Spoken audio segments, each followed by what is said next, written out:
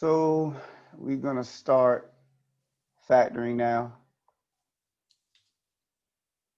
645 goes to greatest common factors.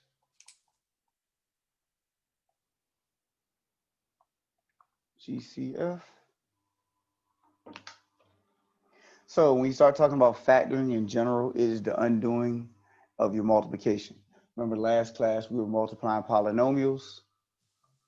So we would have something like, let's say if I decided to do x times 2x plus 5. So we would distribute that x, and that would be 2x squared plus 5x. So factoring is to go back in this direction. You're going to undo the multiplication.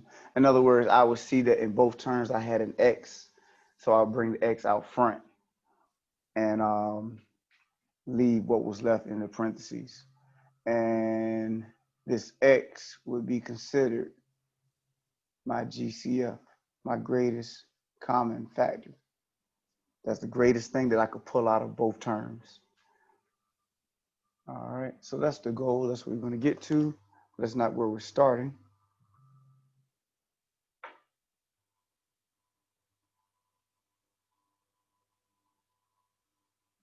So we want to first identify the greatest common factor.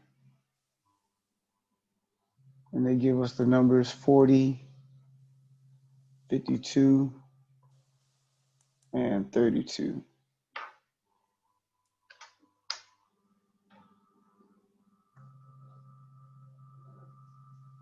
So what we can do is take each number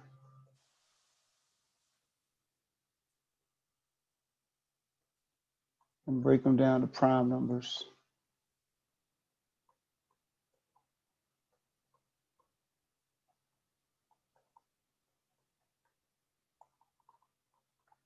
So we can break it down to the prime factorization. So what do we mean by that? 40. Just take two numbers that you know will multiply to give you 40. That's 4 times 10. Break down to 4, 2 times 2. Break down to 10, 2 times 5. So you keep breaking them down until you get to all prime numbers, or in other words, it can't be broken down any further. So that's where we'll stop for 40. All right. 52. Do the same thing. Just take two numbers that you know that will multiply to give you 52. Since it's even, you know you can always start off with 2. That's 2 times 26. I can also break down the 26 into 2 times 13.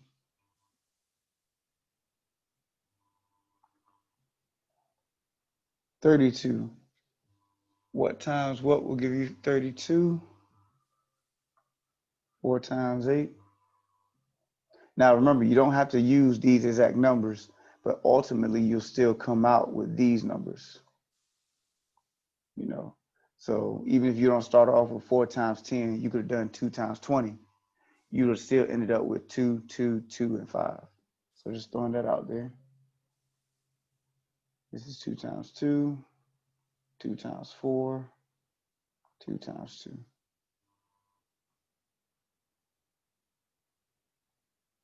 So before we do our analyzation questions or what we did and how we got there.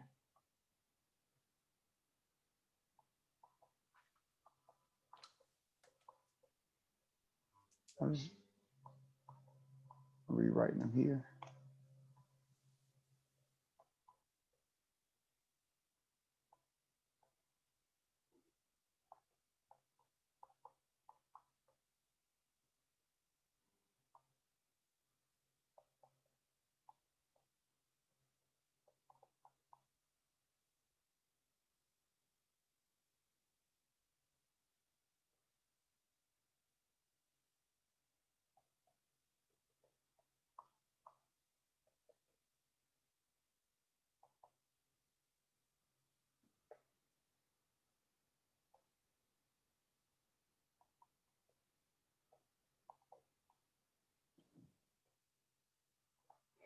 So then from there, the GCF will be what all numbers or variables, um, all the numbers or variables that each have in common. So I have a 2 that's in common with all three.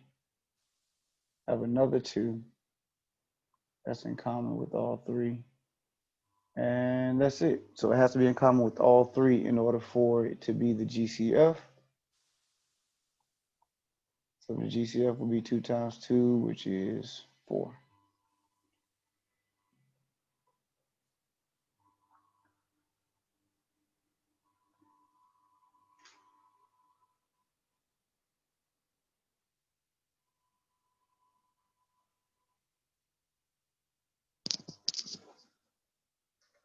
All right, questions before we do another one?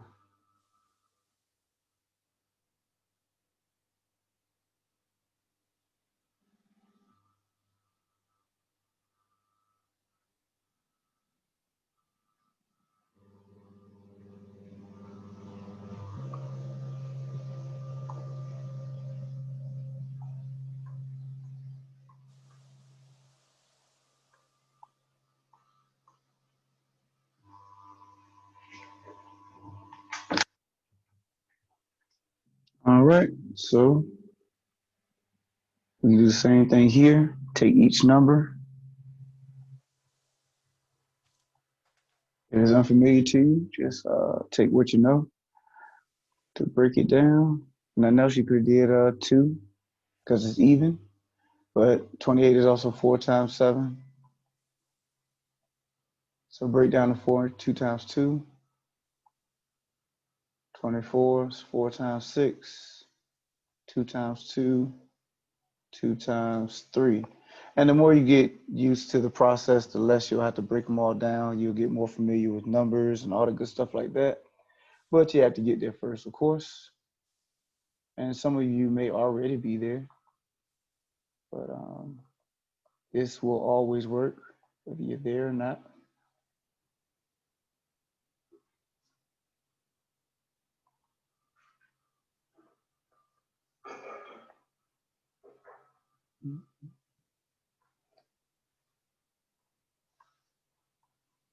So in this one, we have 227 MN.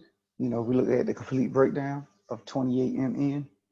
Then for 24 M cubed N, we have 2, 2, 2, and 3.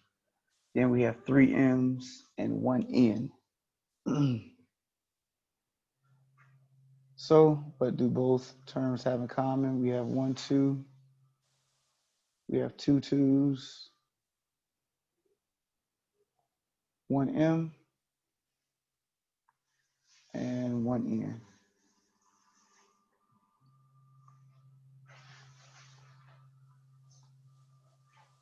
So, answer will be 4 M N.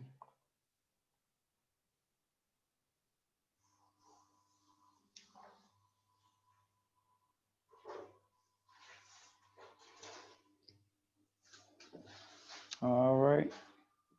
Questions?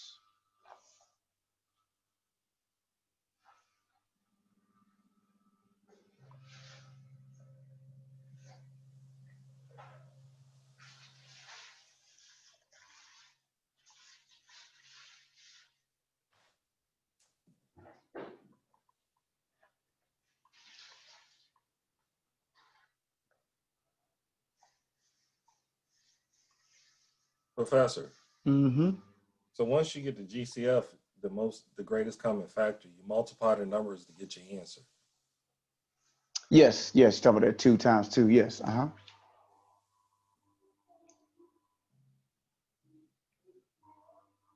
So if you see 2 times 2 the most often, that's what you write down for GCF. Yes. Yep, yep, yep. So if I had 2, 2, and a 5, then it would have been 2 times 2 times 5. Okay. Mm-hmm.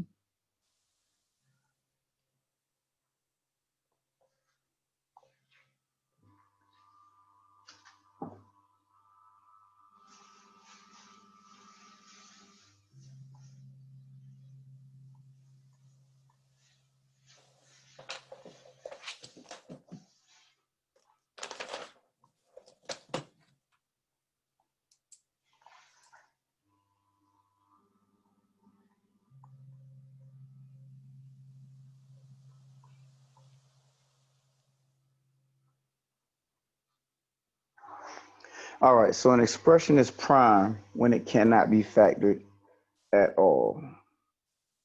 All right, so that means you can't, we'll see and look at other factor techniques as we continue to progress forward, but you can't do any of those things and you cannot pull out a GCF, then that's when your expression is considered prime. All right, so now we want to look at factoring out the GCF if possible, and it notices it is going to tell you if possible because it wants to leave room for you to be able to write prime if you think the expression is prime. So now we're going to do the exact same thing that we did previously, is just that our terms are in an expression. So you want to get yourself to the point where you're familiar with the process, familiar with terms and factoring, so that you don't always have to, break down your terms this way. You can just look at each term and say, okay, what do each one of these numbers have in common? So when you look at a GCF, they have 6 in common because 12 is 2 times 6, 18 is 3 times 6, 30 is 5 times 6. So there's a 6 that can be pulled out of each one of those numbers. Also, when you look at your R's, at most, all 3 have R in common. So you have 3 R's here, 2 R's here, 1 R there, and that last one. So at the most you can pull out is the 1 R.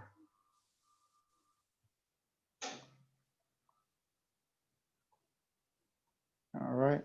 So if 6R is my GCF, then 6R is what I'm going to pull out to the front of my parentheses. What will be left is this 2R squared, because remember I took out one of the R's, so it leaves 2 R's. Next one would be 3R. And y'all let me put a 3 right here. I didn't mean to put a 3, I meant to put a 5. I thought I said 5. And then that last one will be 5. Just be 5.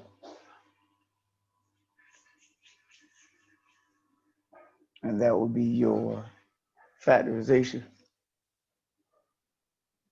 And you can always check back by distributing the 6R to each term, and it should give you what you originally had.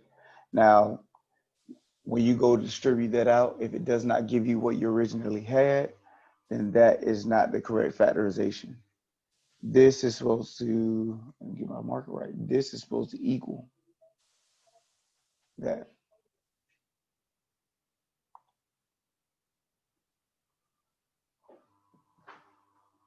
All right.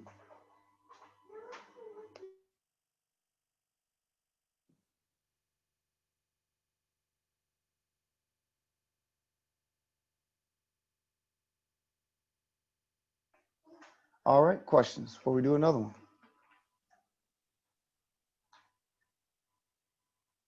All right.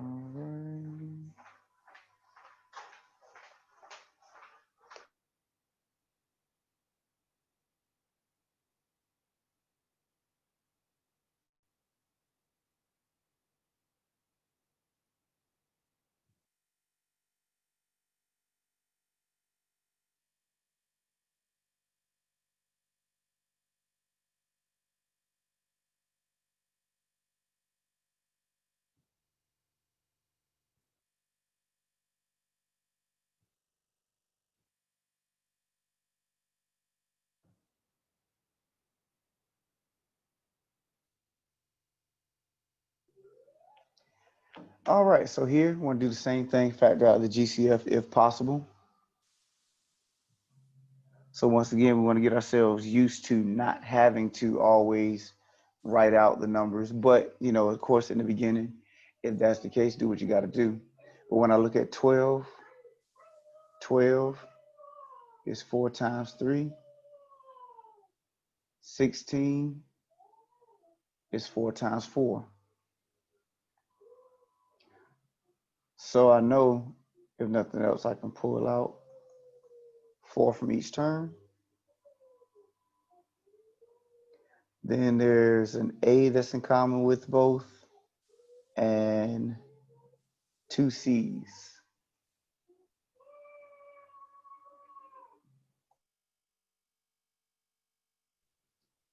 All right, so if I bring out 4AC squared, I'm left with 3 from the 12. I took the A out, B to the 5th. If I take out 2 of those C's, I'm left with 1. Then here, I'm left with 1, 4. Took out 1 of the A's, so that's A cubed. And I took out both of those C's. So that would be my answer.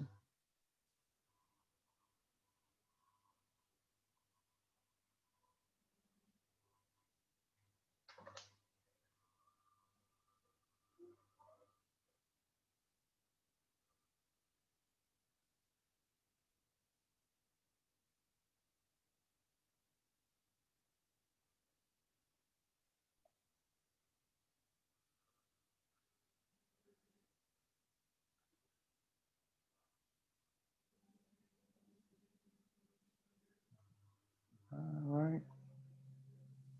Questions? Any questions?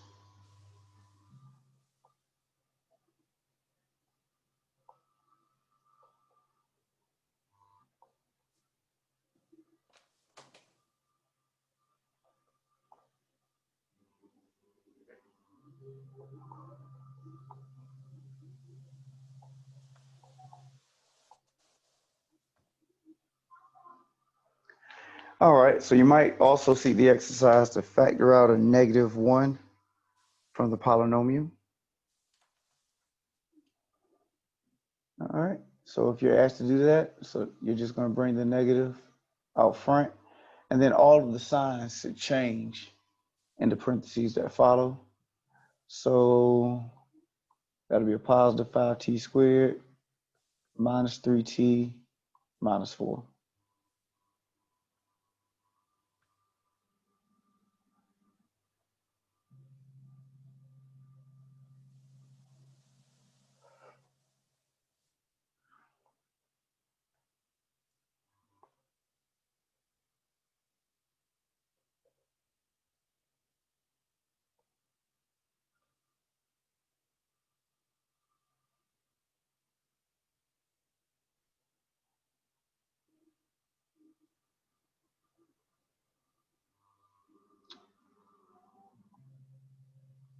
All right, so if I were to do the same thing here,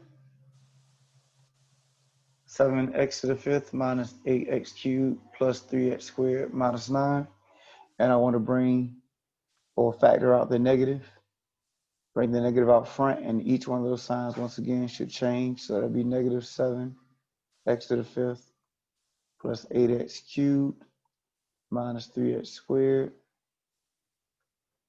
plus 9.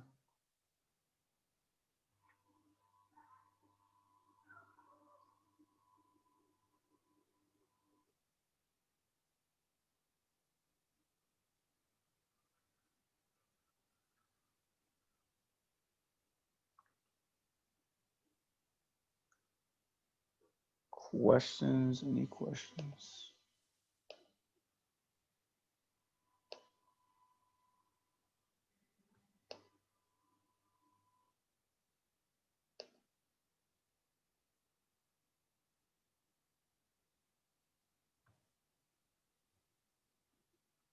That's not a good one.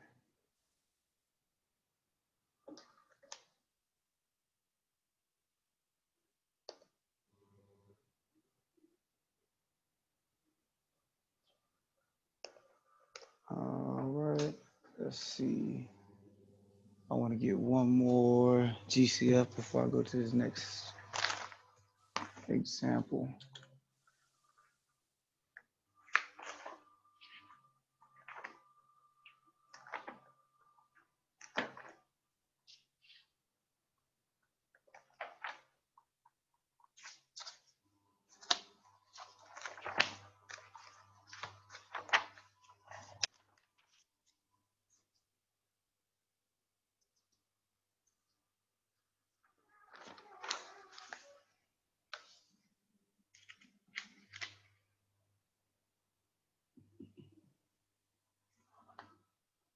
Where'd it go?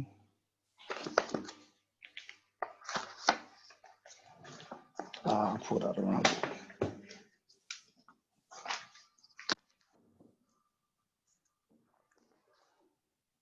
Sorry, guys. Trying to find a good example.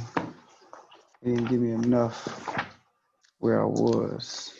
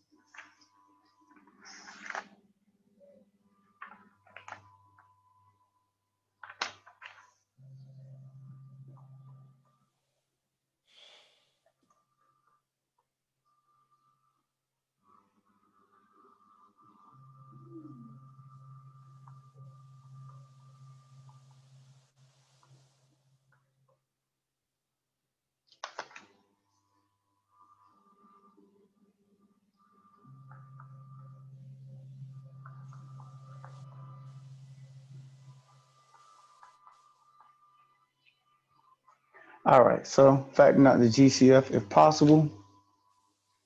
When I look at each one of my terms, I have 9a to the fourth b minus 18a to the fifth b plus 27a to the sixth b. So when I look at all three of these numbers, that's 9, but this is 9 times 2, and this is 9 times 3. So I can factor out the whole 9. Then I look at my a's, got a to the fourth, fifth, and sixth. So at the most, I can factor out 4 a's, and then I have a b that's in each.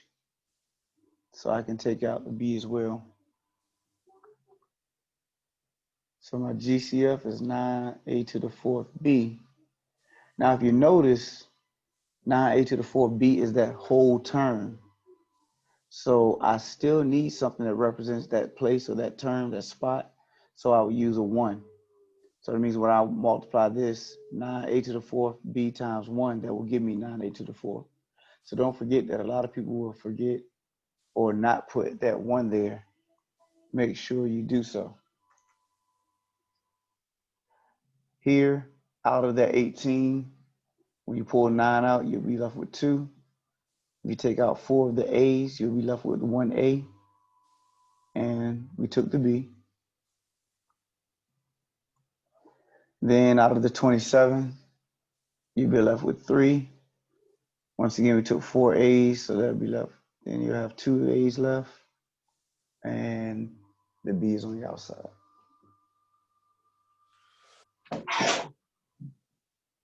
Bless you. Thank you.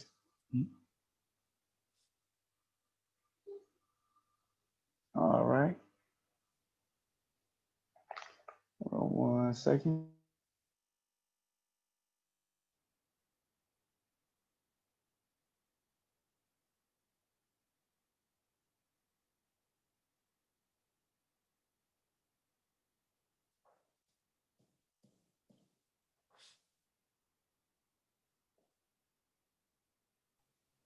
All right, so for the next one,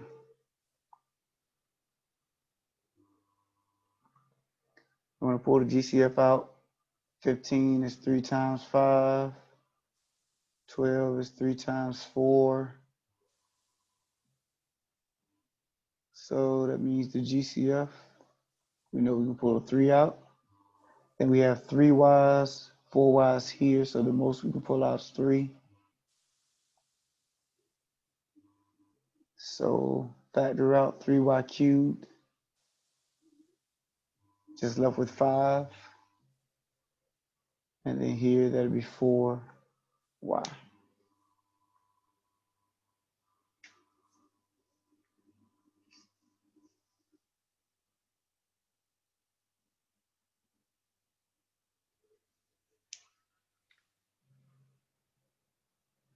All right. Last one like this before we look at another technique. I'm going to factor out -3 in this case. So -3 is on the outside. If I take -3 out of the 3x squared, you're just left with the x squared. If I take -3 out of that +6, you'll be left with -2x.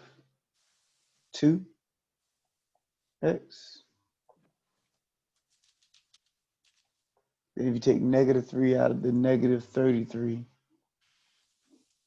you'll be left with a +11. Just like before, all of your signs inside of the parentheses should be opposite from what they originally started off with. And you can always go back and check by distributing the -3 back into your parentheses. And it should give you what you originally had.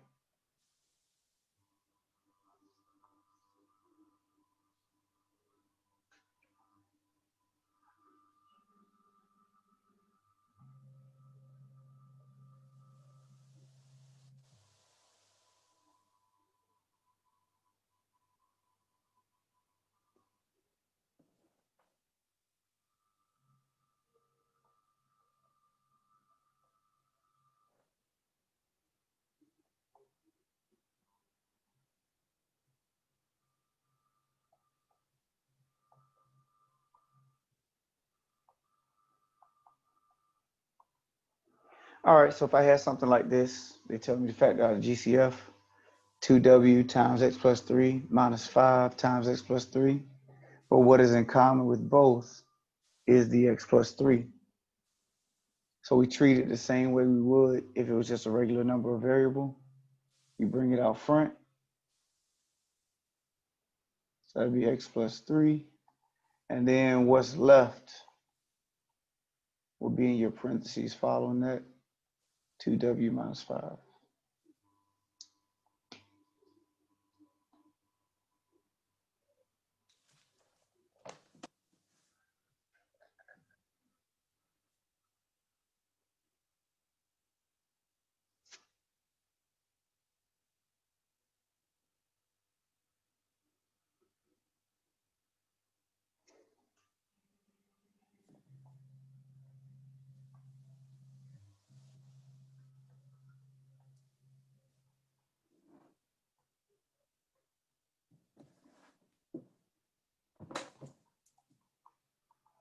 All right, one more to make sure we're good. Same thing happens here. 6 times x plus 4 times the quantity of x plus 4 plus y times the quantity of x plus 4. Once again, what's in common is the x plus 4. Bring that out front. X squared plus 4. And then what's left in the following parentheses is the 6 plus y.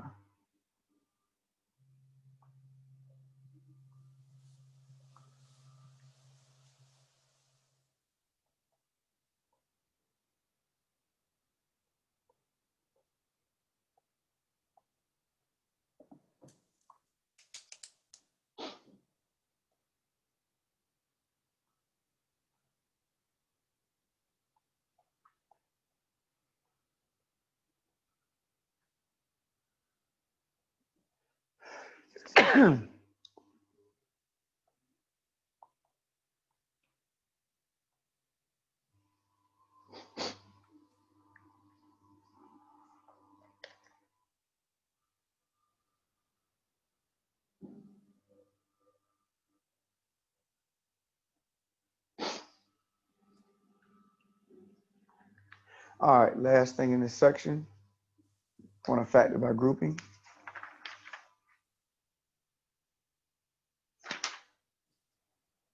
And we use the technique of factoring by grouping when we have 4 or more terms.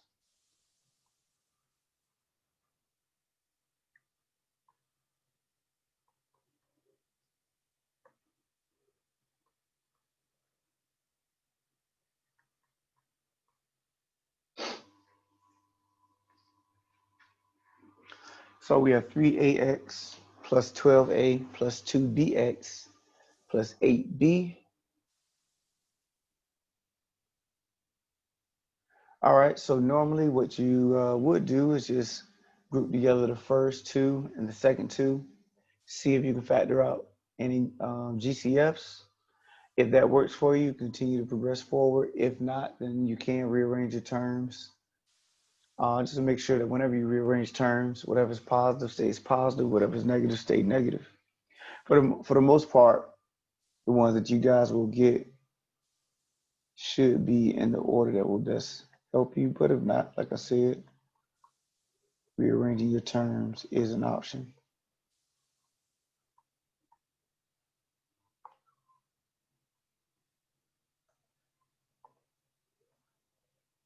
So group together the first two and the second two.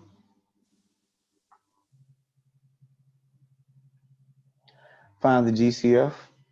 So in the first one, we have 3a that we can bring out front. That leaves me with x and then 4. Next one, I can pull out 2b, and that'll leave me with x plus 4. Now, what has to happen is that what's in the parentheses has to be exactly the same. If they are not exactly the same, then you cannot progress any further with this factorization until you make that happen. Because what's going to happen now is that you can bring those out front because they are in common. It will be a GCF. Then what's left will be in the parenthesis that follows. And that will be a factorization. Professor, I got a question. Yep. Does it matter what order you put it in? Because I put it in 3a plus 2b parentheses times x plus 4. Nope.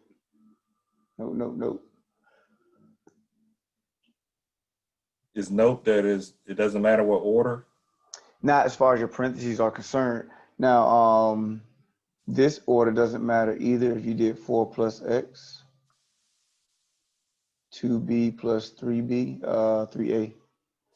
As long as the 4 is positive, the x is positive, and they are in the same parentheses. 2b is positive and the 3a is positive, and they are in the same parentheses. All right. Addition and multiplication are commutative like that. Okay. Yep. Now, if you had x plus 2b and then 4 plus 3a, now you messing up, because then you got stuff all switched around. But what's in the parentheses has to be, the same terms. All right. Questions before we do another one?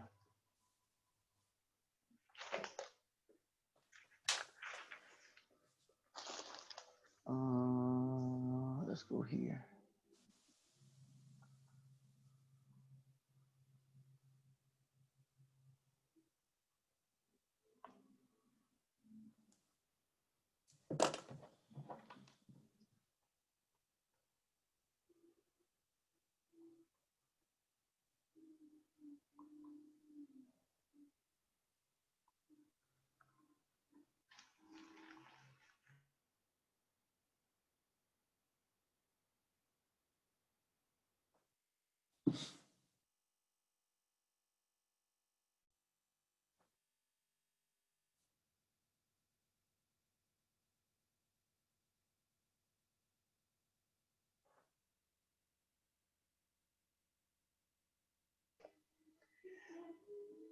All right, so we have 16w to the fourth minus 40w cubed minus 12w squared plus 30w.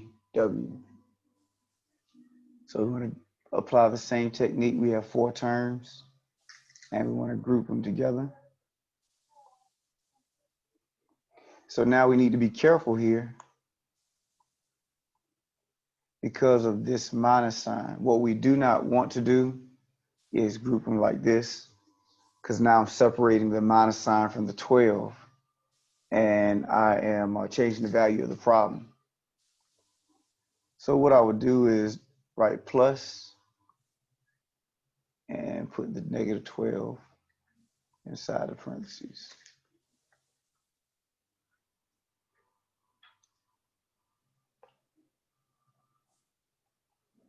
All right. Questions on that before we keep going? So like I said, we want to include the negative inside the parentheses with that 12. All right, so factor out your GCF. We have 16w to the fourth minus 40w cubed. So we should be able to factor out 4w cubed.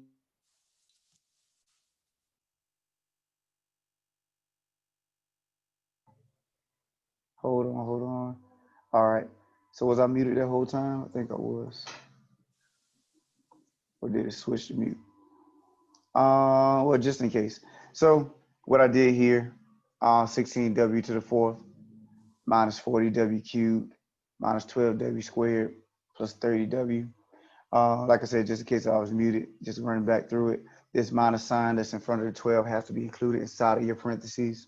So make sure you do that. So that's why I did the parentheses around 16w to the fourth minus 40w cubed plus, then I included that negative inside of the parentheses with the 12 so that I'm not changing the value of the equation for the next set. All right, so now looking at 16w to the fourth minus 40w cubed, there's an 8 that's in common with the 16 and the 40 that I can bring out front. And at the most, we can pull out 3 w's from each term. So that would be 2w minus 5.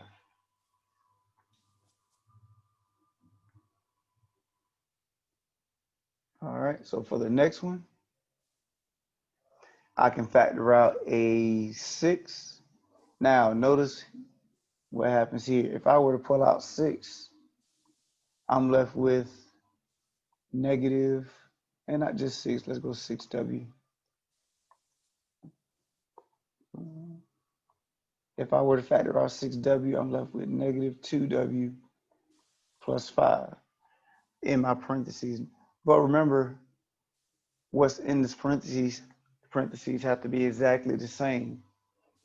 So I have 2w minus 5 in one and negative 2w plus 5 in the other. So what I really should have done was factor out a negative 6. And that will change both of these signs. Now I have 2w minus 5 in both parentheses. So 2w minus 5 in the first parentheses, and then here 8w cubed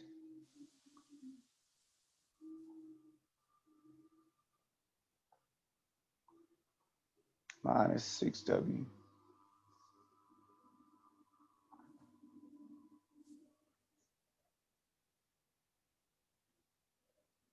All right.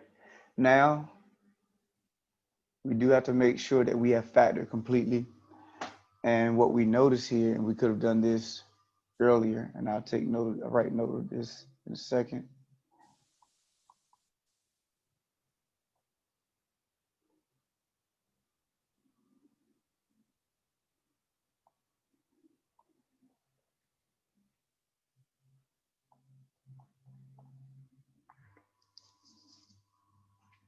All right, so always check your groupings for GCFs because it's possible you may have missed something initially. So notice right here, 8w cubed minus 6w. I can actually factor out. Let me go here. It'll let me. Yeah. I actually have a GCF of 2w that I can pull to the front. So that'd be 2w. And then in that final set of parentheses, I factored out 2w. So that'll be 4w squared minus 3. And so that would be your complete factorization.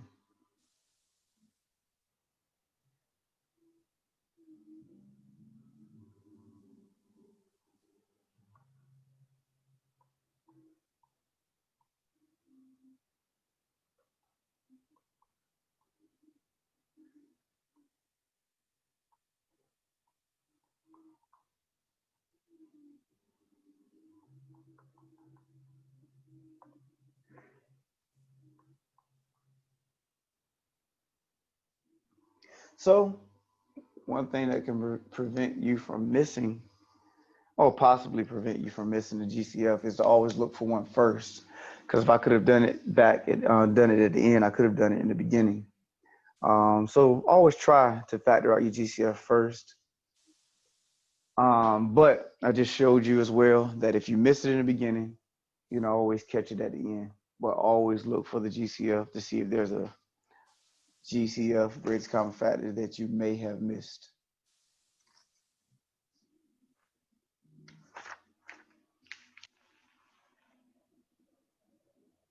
Questions?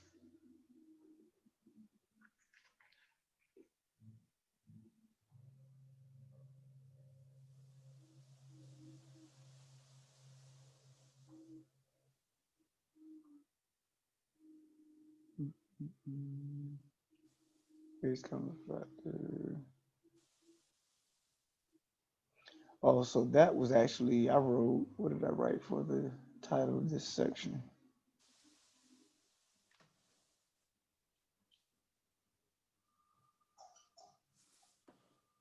That was actually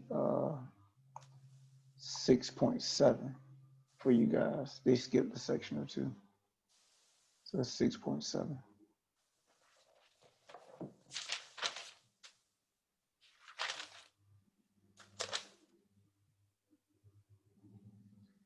All right, and if I'm not mistaken, the next one is 610.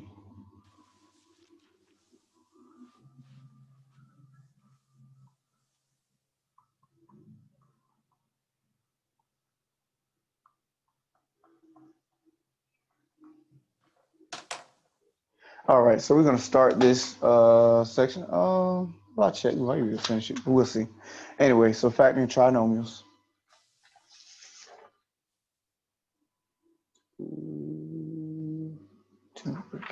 Yeah. Okay. So once again, I'm starting you off with what we did last class. Look at multiplication. Remember how we did that? We would multiply x times x times 2x plus x squared plus 2x. 5 times x, 5 times 2. So that's 5x plus 10. Combine your like terms. And that would be x squared plus 7x plus 10. So factoring, once again, is to reverse that process. You're undoing the multiplication.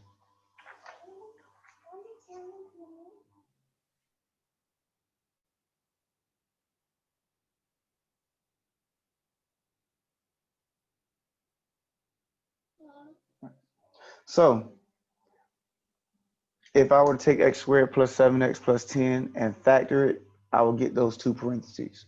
So the way we can do that,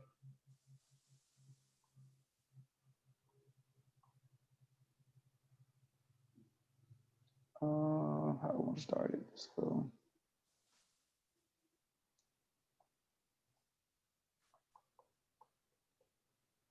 So we're going to start off with our trinomials and break them down to two sets of binomials.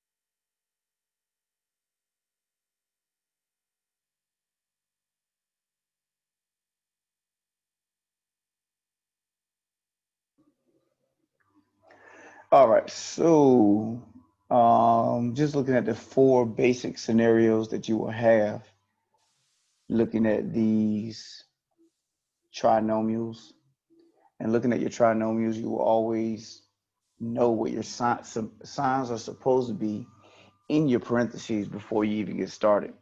So once again, your trinomials are going to break down into two sets of binomials, going back to what we did here. We had a trinomial, break it down in two sets of binomials, so you know that is your end goal. So you can go ahead and set up your parentheses. You're going to have two sets of parentheses. Now, you always go to your back sign first. If your back sign is positive, that means both signs in your parentheses will be the same. Your front sign will tell you which sign to use. So that means both of your signs in the parentheses should be positive for this first one. Back sign, your sign should be the same. And I should be using the minus sign. So before I go any further, questions there. Your back sign lets you know which sign to use. Your back sign lets you know that both of your signs should be the same.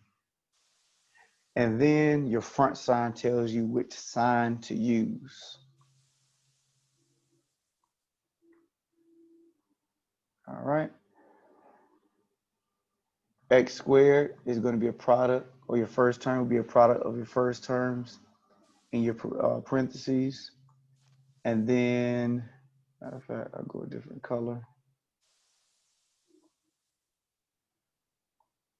And then this back number is a product of the back number in each one of your parentheses.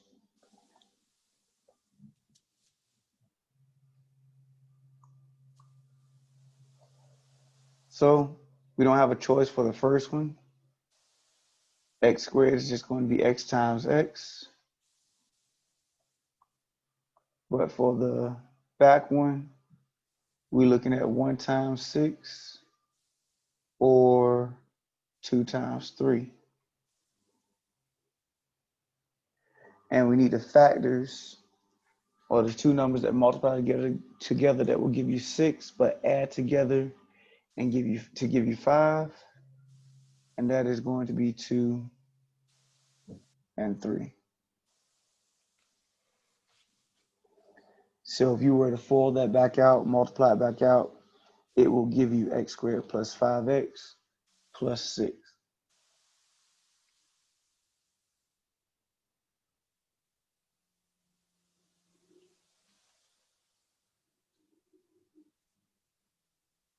All right. Next one, we're going to do the same thing. We already figured out or established what our signs would be. Both of our signs will be subtraction or minus.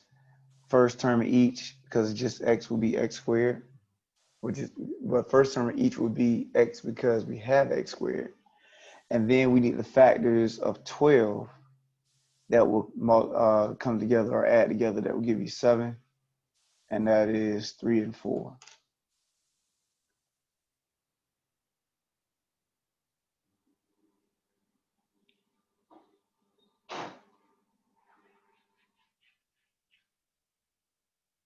All right, question on those two before we look at the next two.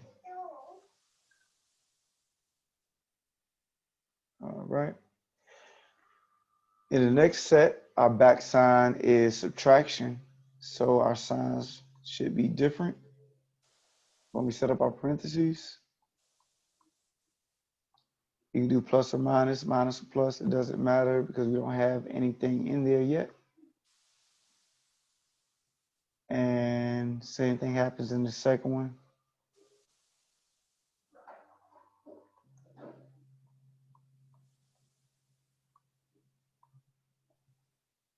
All right. Sign should be different. Now, when I look at this first sign, the greater number will take on that first sign.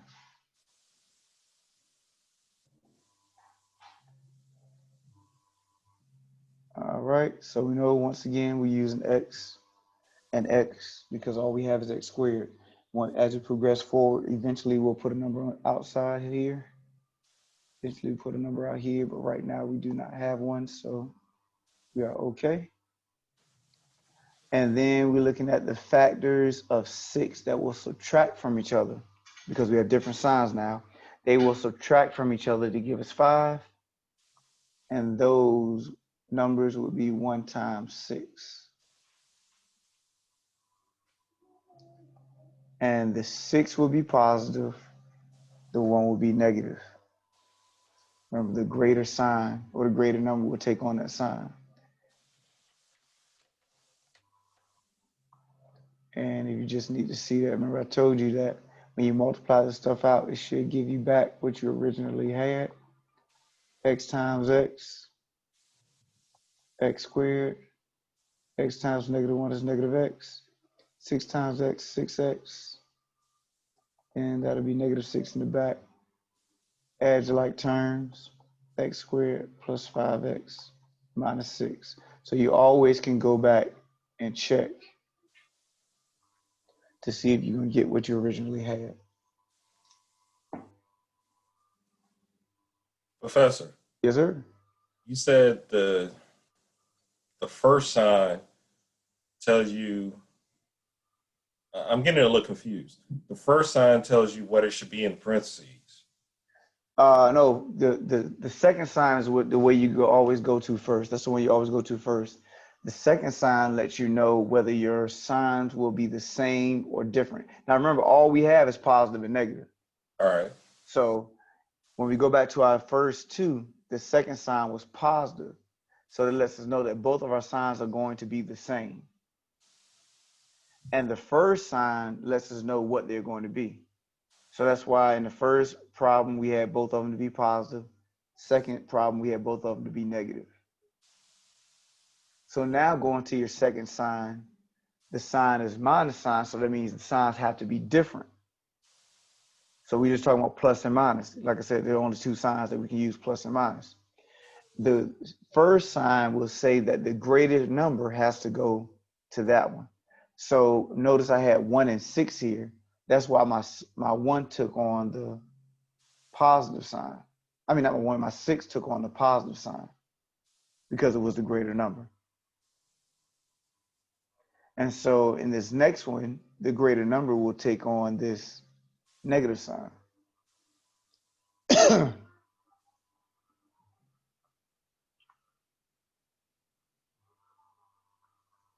Thank you.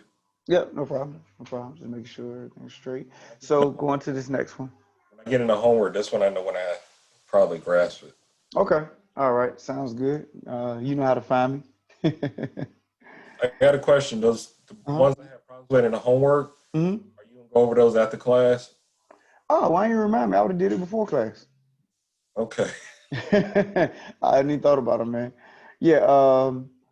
So let's go ahead and do this. X and X. And then the factors of 12 that will subtract from each other to give us 2.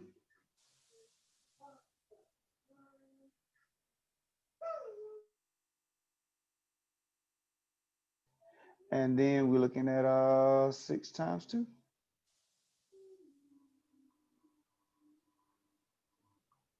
And 6 will get the negative, Yes, sir. and 2 will get the positive. Mm-hmm.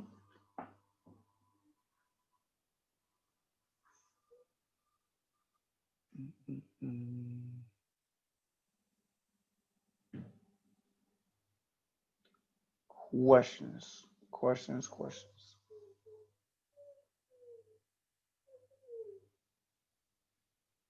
All right.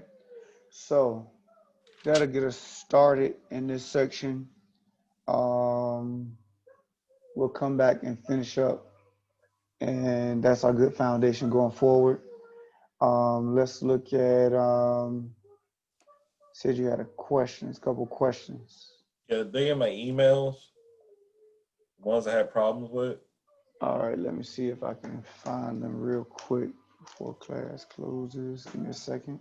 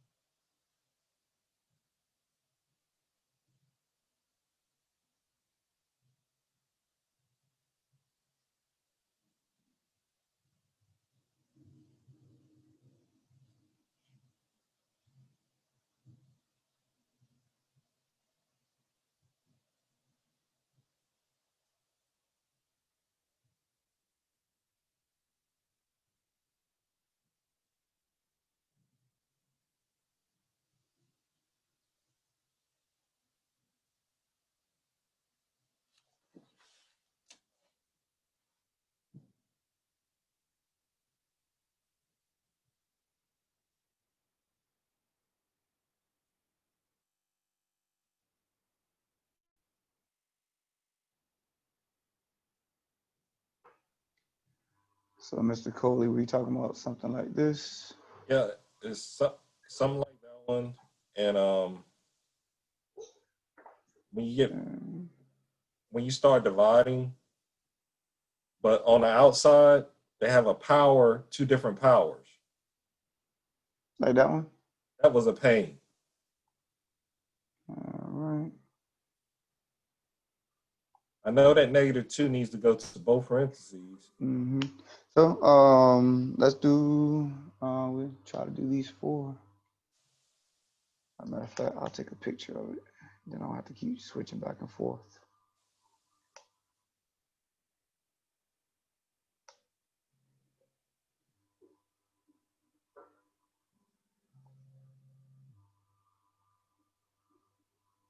That one right there.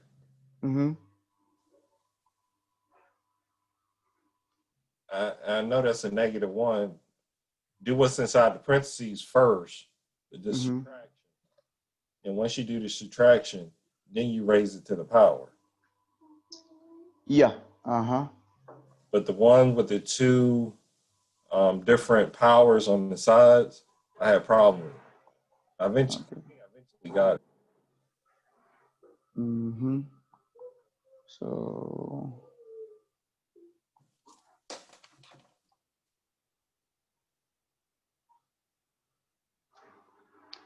all right. So this sounds like this is the main one you want to see first.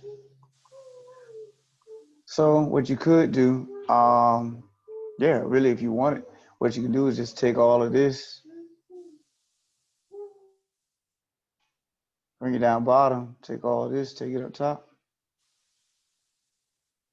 So it'll be x squared, y to the fourth, to the positive third power. Say again? And flip it and change the sign. Mm-hmm. And that gets rid of the negative altogether. Okay. And now all we would be doing is applying a 3 to each one, applying the square to each one individually.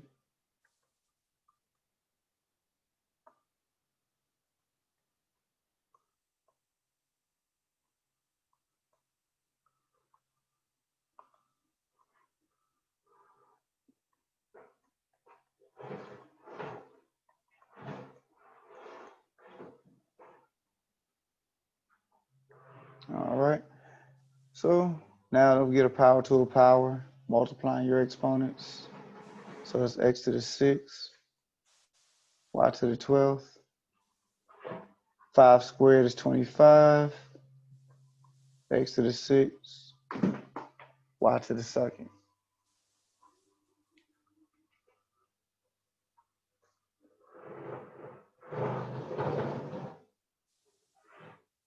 All right. So from here, we can break it up into parts. That 25 is still in your denominator, so there should be 1 over 25. Just so happen that we have x to the 6th over x to the 6th. But I'm just going through the process just in case you didn't have that, what you would do. Because you really could cancel out x to the 6th over x to the 6th. That would just cancel out completely. But like I said, I just want to make sure we're clear on what the process would be for us.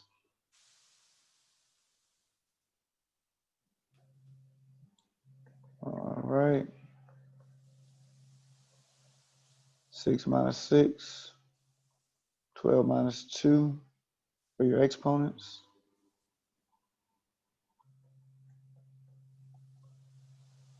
X to the 0 power. That's 1. Mm-hmm. That's why this right here could cancel out back originally. Like I could have canceled that right here if I wanted to. But like I said, I'm just walking you guys through the process. Even if you don't get if you don't get one, you know what you should be doing. But like you said, I hit the wrong button. There we go. Like you said, this goes to 1. So you're left with y to the 6 times 1 over 25. And they may want you to write it like this.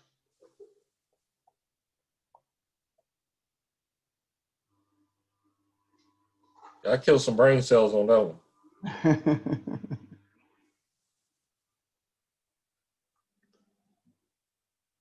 All right. But yeah, man. Next time, man. If you shoot me an email, I'll cover the questions before we get into something else. Thank you, Professor. Yeah, yeah. So that was the main one you wanted to see. I think so. I'm about to get into multiplication today. Okay.